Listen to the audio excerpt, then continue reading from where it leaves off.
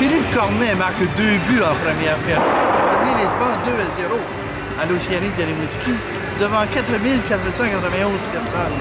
Tout le monde pensait que l'Océanique retrouverait le chemin de la victoire après une série de 4 défaites de suite sur la route.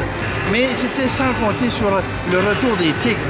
Les Tigres en deuxième période ont totalement dominé, même qu'ils ont limité Rimouski à seulement 2 tirs au but. Et à ce moment-là, la deuxième s'est terminée 2-0 encore. Mais en troisième, 2 buts en moins de 2 minutes ont permis aux Tigres d'égaliser le pointage. Ils ont gardé le contrôle du match et en prolongation, c'est égal, 2-2. Les deux gardiens ont eu à faire des arrêts, mais une erreur d'exécution pas loin des buts, avec 43 secondes à faire, a permis aux Tigres de l'emporter 3-2.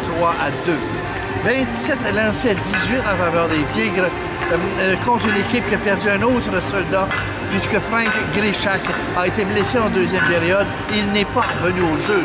Et nous venons d'apprendre par l'entraîneur qu'il est sorti avec un malaise à l'épaule, de sorte qu'il était fort probable qu'on dise son absence soit, pour le moment, disons, pour une durée indéterminée.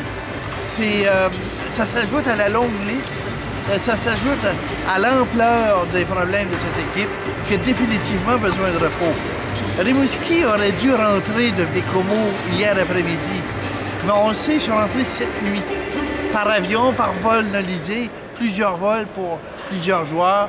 Donc, la période de repos dont l'équipe aurait dû bénéficier pour affronter les Tigres, ils ne l'ont pas eu. C'est pas une excuse, mais c'est un fait.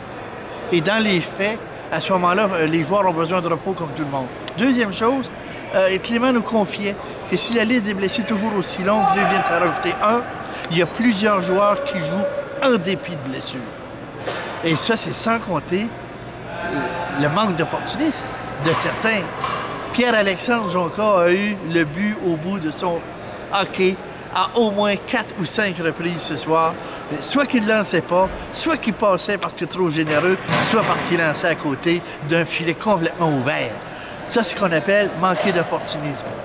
Bien, c'est un point de classement malgré tout. À ce 40e match de saison régulière, l'équipe va prendre 3 jours de repos, revient sur la glace en fin d'après-midi, vendredi ou samedi, pour recevoir le 3 janvier les Saguenay-Chicoutimi.